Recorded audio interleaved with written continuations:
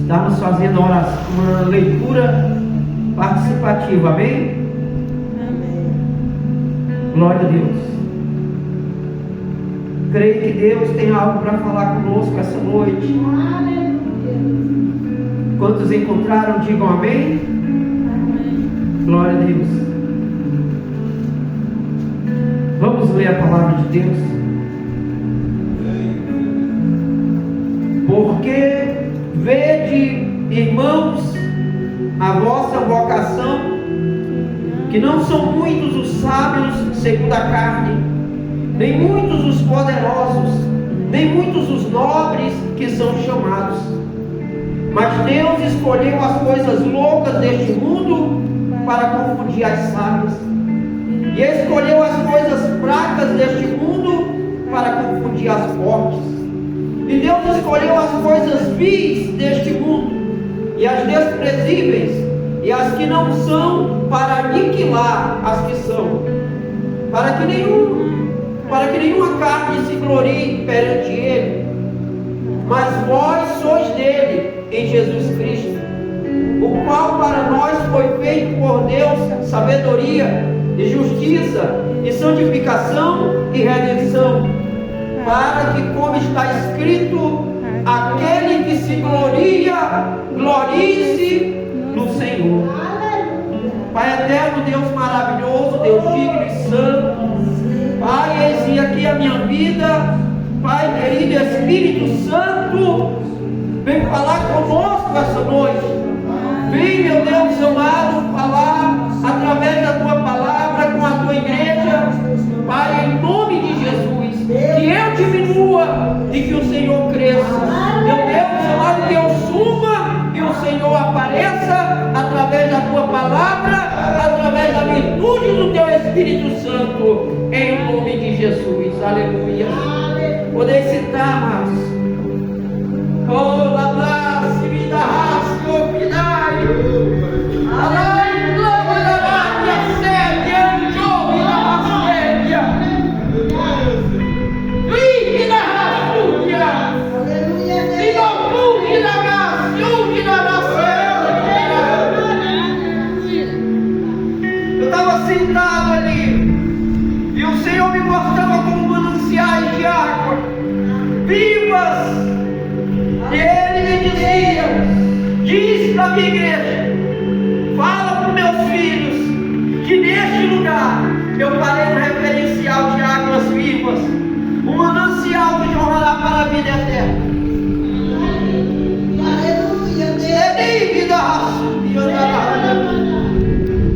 E muitos sedentos virão a este lugar, e muitas almas serão saciadas neste lugar.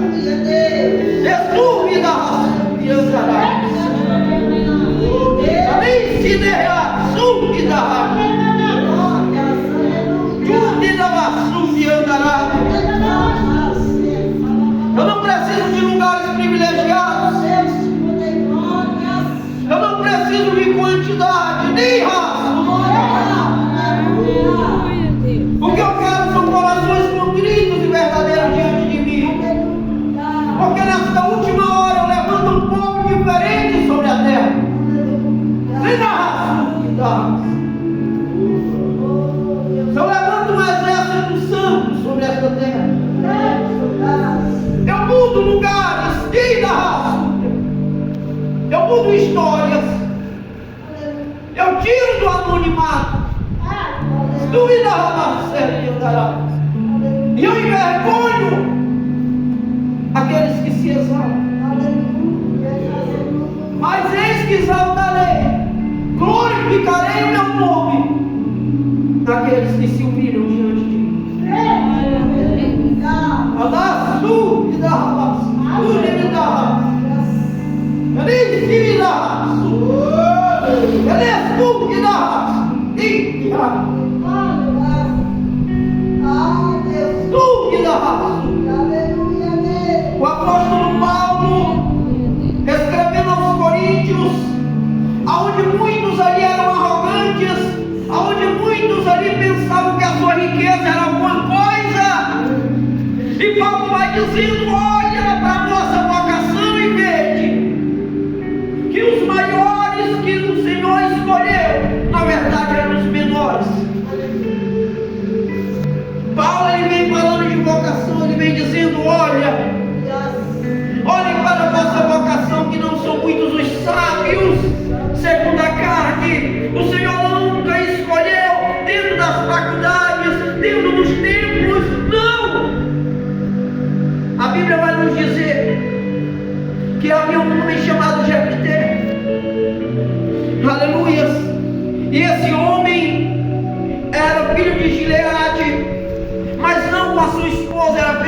Gileade com uma prostituta.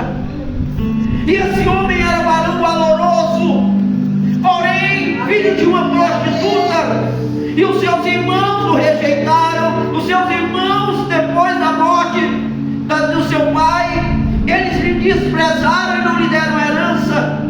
Mas houve uma nação que oprimiu Israel, houve opressão em Israel, e eles se lembraram de Jefté. E a Bíblia diz que no tempo mandou-se chamar Jefté, e ele veio e venceu a batalha e se tornou juiz sobre Israel. O que isso quer dizer, pastor? Jefté tinha tudo para ter uma infância rica, para ser um jovem que tinha condição, porque o seu pai era príncipe de Israel, era Gileade. Ele tinha tudo para ter uma vida boa, mas quando Deus quer usar, Deus tira do lugar de conforto para ensinar o homem a ser dependente dele. A Bíblia diz que Jacó, entre os seus filhos, ele tinha um filho que ele amava mais do que os outros, que era José. A esse ele fez uma túnica colorida. Esse Deus deu visões, e por causa dessas visões ele foi vendido pelos seus irmãos como escravo para o Egito. Mas mais uma vez, a maneira de escolher de Deus se revela, porque Deus, ele não tem propósito com o filho de papai, ele não tem propósito com Mauricinho. O negócio dele é com o homem provado e aprovado. Veja como é que ele faz com José. Ele tira José dos cuidados de Jacó, ele tira José do paparico e leva ele a aprender o que é ser dependente de Deus. A Bíblia vai nos dizer que quando Elias, profeta do Senhor, ele está cansado, ele está triste pelo seu ministério, ele foge para o deserto de Damasco, e a Bíblia diz que ali ele se senta debaixo de um zimbro e ele pede a morte. E o Senhor envia um anjo que lhe alimenta com pão, que lhe alimenta com água, e ordena que ele siga. E entre as estratégias que o Senhor dá para Elias, o Senhor agora indica a Elias quem seria o seu sucessor. E o interessante, irmãos, é que haviam 3 escolas de profeta em Israel. Havia uma escola em Ramá, que era a cidade de Samuel. Havia uma escola em Betel e uma escola em Jericó. 3 escolas de profetas naquela época. Homens se preparando para estarem no lugar de Elias. Homens se preparando para exercer o ministério profético na cidade de Israel, de Jerusalém, ali naquela nação.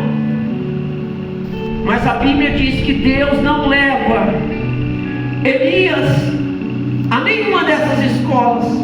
Deus direciona Elias a um campo, a uma cidade do interior, a um lugar onde havia um vaqueiro, um homem que trabalhava no arado, chamado Eliseu, que não tinha preparação nenhuma, que não tinha preparação acadêmica, que não tinha nome, que não era filho de profeta, que não era discípulo de profeta, mas que tinha o chamado de Deus na sua vida. O que isso quer dizer, pastor? Que ninguém pode nos esconder do chamado de Deus. Que quando Deus tem um chamado no tempo dele, ele chama e ele faz cumprir na nossa vida. E a Bíblia vai nos mostrar que Eliseu se torna um dos maiores profetas do Antigo Testamento depois de Elias. Quando Deus vê que a terra não tem mais jeito, quando ele vê que as alianças não resultaram um resultado positivo, que a lei já não garantia mais a salvação, mas sim fortalecia o pecado sobre a humanidade, Deus envia o seu único filho. Mas o interessante é que o seu único filho não nasce num palácio, ele não nasce numa casa de ricos, ele não nasce no meio de um povo grande, ele nasce num casal, aleluias, comum, de pessoas comuns, de um carpinteiro e uma serva do Senhor. O interessante é que ele não tem berço de ouro. Ele vai nascer e ele vai ser ali, ele vai dormir numa manjedoura, onde se botavam comidas para animais. Ele não vai ter uma vida de príncipe, ele vai ter uma vida de trabalhos. A Bíblia diz que ele foi experimentado nos trabalhos. Pastor, o que isso quer dizer? Quer dizer que não importa, irmãos, aonde é que a gente mora, não importa qual é a nossa condição financeira, não importa se a nossa família tem nome ou não, o que importa é o chamado de Deus na nossa vida. Não importa se você já fez teologia ou não, o que importa é o que Deus tem contigo. A Bíblia vai nos dizer que havia um menino chamado Davi, e ele era o mais novo da sua casa, ele era o menor. Olha como Deus capacita aqueles que ele chama. Davi era o menor da sua casa. A narrativa de Samuel, quando ele vê Davi, ele diz: era um homem branco, franzino, de aspecto que nem parecia ser judeu, parecia ser gentil. Mas obedecendo a Deus, a Bíblia diz que ele derrama o azeite sobre a cabeça de Davi. E a Bíblia diz que a partir daquele dia o Espírito do Senhor se apossa de Davi. Agora, quando a Bíblia diz que um espírito maligno toma conta do rei Saul, alguém tem uma ideia e diz: Senhor, vamos achar algum varão valoroso, animoso, que toque bem a harpa, para que esteja diante do rei, para que na hora que o espírito maligno da parte do Senhor vier sobre ele, ele adore ao Senhor e o espírito se retire de Saul. Aleluia. E um dos soldados olha e diz: eu tenho observado um dos filhos de Jessé, o belemita, e ele é varão sisudo, corajoso, e o Senhor é com ele. Olha como mudou a narrativa de um homem branco, de um homem pequeno, de um homem franzino, para um homem cheio da presença de Deus, porque o Espírito Santo estava sobre ele. Há um ditado que nós costumamos dizer: Deus não escolhe os capacitados, Ele capacita os seus escolhidos. É Deus que capacita. É verdade, Deus. Sabe, irmãos, quando o Senhor escolhe, Ele move céus e terra para fazer a sua vontade se cumprir na nossa vida. Dentro do chamado do Senhor, a única coisa que Ele quer que nós respondamos: eis-me aqui, é que nós venhamos nos entregar ao chamado do Senhor. Romanos capítulo 8 e versículo de número 28 diz assim: e sabemos que todas as coisas contribuem juntamente para o bem daqueles que amam a Deus, daqueles que são chamados pelo seu decreto.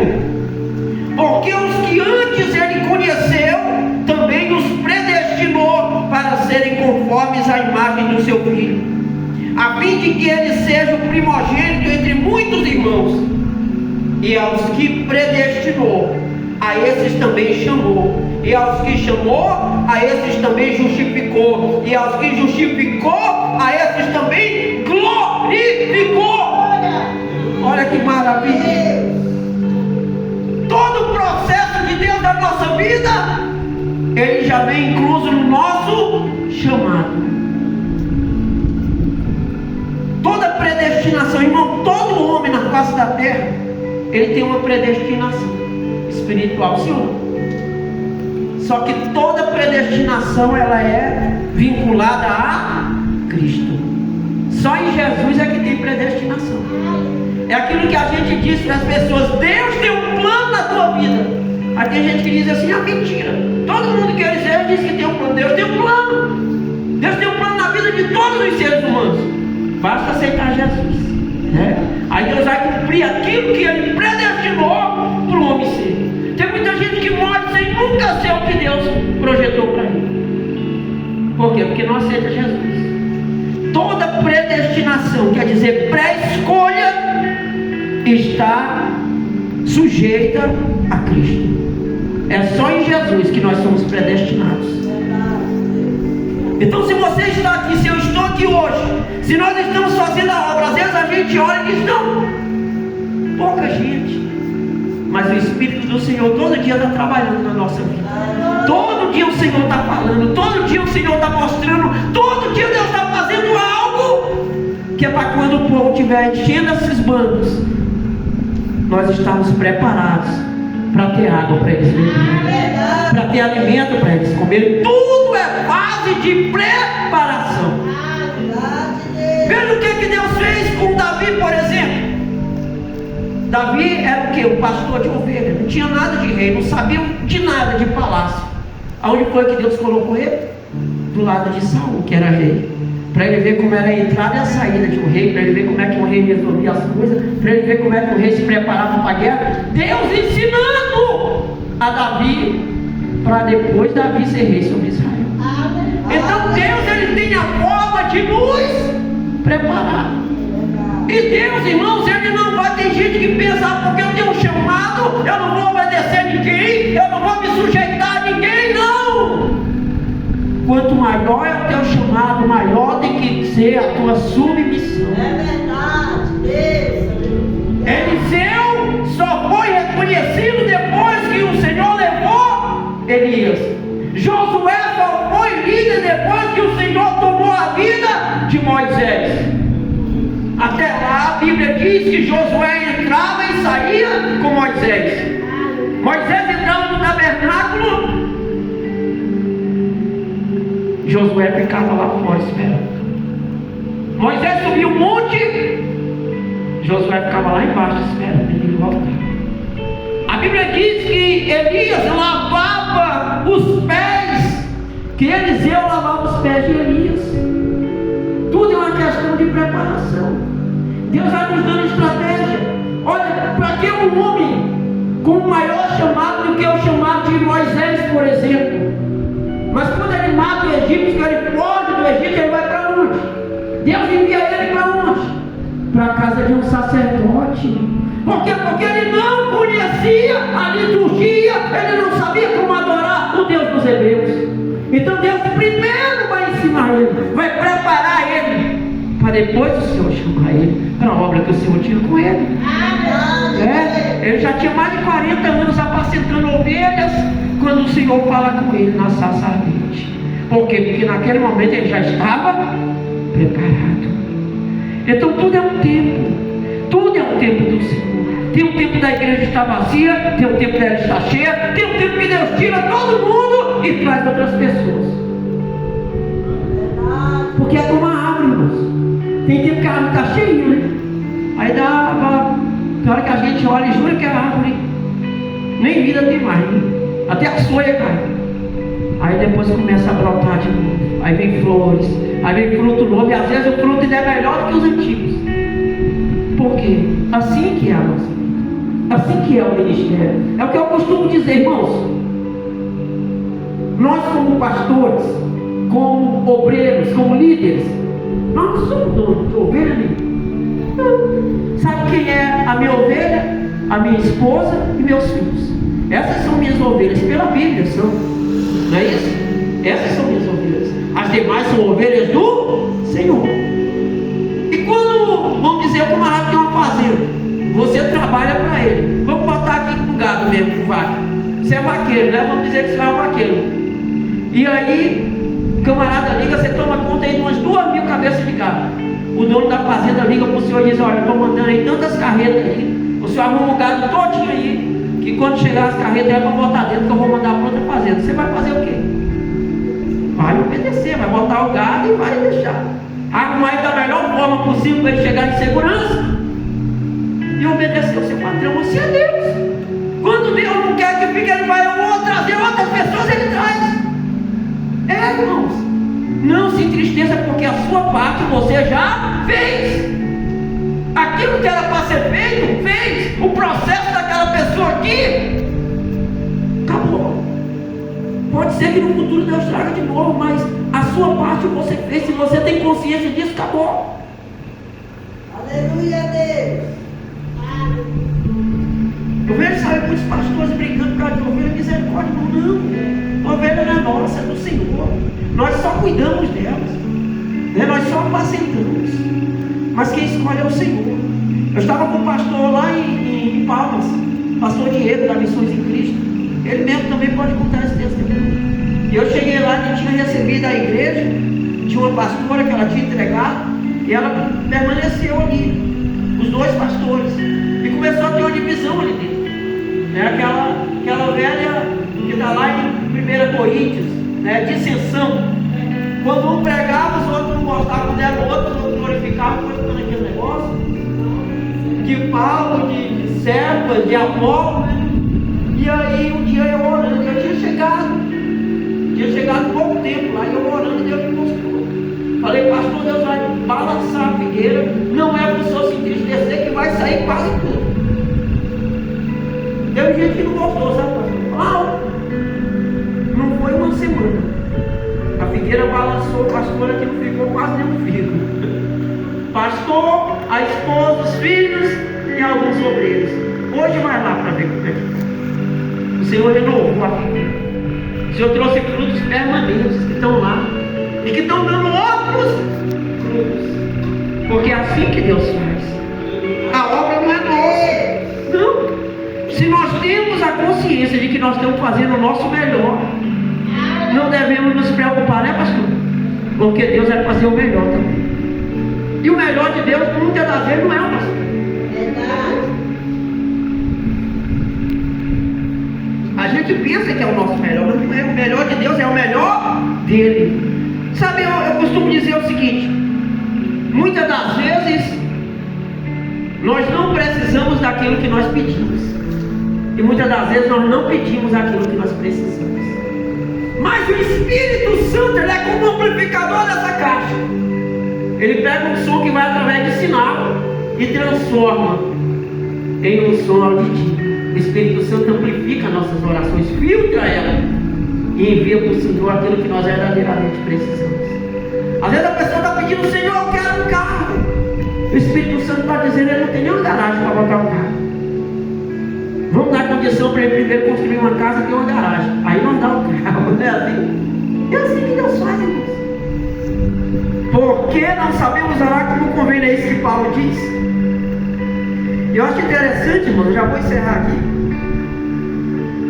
Eu ainda não tinha reparado nisso aqui. Que ele diz aqui, ó: mas vós sois dele em Jesus Cristo, o qual para nós foi feito por Deus sabedoria, quer dizer, é quem nos capacita, justiça é quem nos justifica, santificação é quem nos santifica, e redenção é quem nos salva, né? Então quer dizer, confere com aquela palavra lá de Romanos 8, que todas as coisas cooperam, e que aqueles que ele chamou, a esses também justificou, e aos que justificou, a esses também glorificou. Aleluia! Aleluia. Para darmos frutos para o Senhor. Vamos colocar de pé essa noite. Aleluia.